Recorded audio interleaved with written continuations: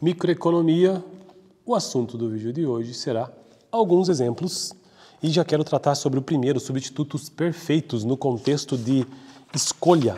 Escolha como um dos temas aí da microeconomia, especialmente a escolha ótima. Então vamos lá, alguns exemplos. Apliquemos o modelo de escolha do consumidor que desenvolvemos aos exemplos de preferências descritos no capítulo 3 deste livro aqui, que ao final do vídeo eu mostro. O procedimento básico será o mesmo para todos os exemplos. Traçar as curvas de indiferença e a reta orçamentária e encontrar o ponto em que a curva de indiferença mais alta tangencia a reta orçamentária. Então a reta orçamentária, né, é um tema também da microeconomia, que é a restrição orçamentária. Então quanto de recurso, de renda disponível para o gasto. Então, enquanto que a curva de indiferença é também um conceito muito clássico na economia e na microeconomia, que mostra que o consumidor ele está indiferente ao consumo, independente do ponto em que se encontra naquela curva. Isso é a curva de indiferença. E aí existem, então, curvas de indiferenças, né, que se relacionam a substitutos perfeitos, que é o que eu quero tratar agora aqui. Ó. A figura 5.5, que eu tentarei descrever na sequência, ilustra o caso dos bens substitutos perfeitos. Temos três casos possíveis. Se preço 2 é maior que preço 1, a inclinação da reta orçamentária será mais plana do que a das curvas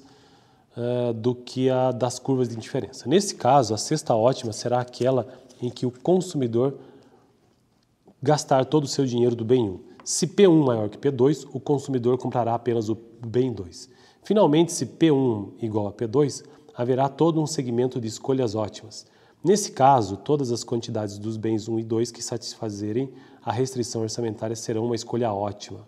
Assim, a função de demanda do bem 1 será X1 é a renda dividido por P1, qualquer número entre 0 e M dividido por P1 e 0. Então, essas são as três situações colocadas, em que X1 é igual a renda dividido por P1 quando P1 for menor que P2.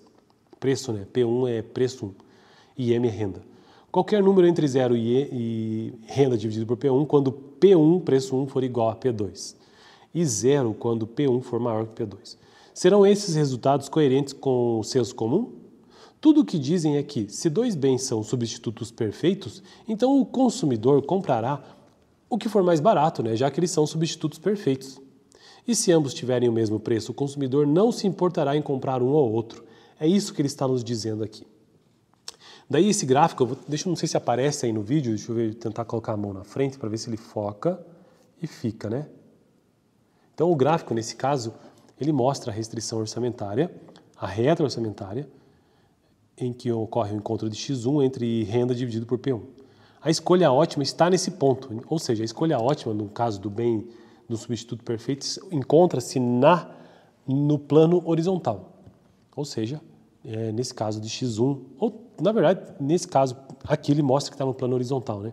E no plano vertical você tem o X2, que é um outro produto. Então a curvas de indiferença na inclinação ela é negativa, então a reta orçamentária ela ocorre neste produto 1. Bom, no próximo vídeo então, complementares perfeitos. No vídeo passado trouxe apenas o conceito de demanda do consumidor. Eu estou construindo essa playlist sobre microeconomia utilizando esse livro aqui, ó, que é um clássico aí, né, do Varian, Princípios Básicos. E existe uma frase que eu sempre menciono aqui nos vídeos que nos ajuda a entender um pouco mais sobre microeconomia, que é a seguinte.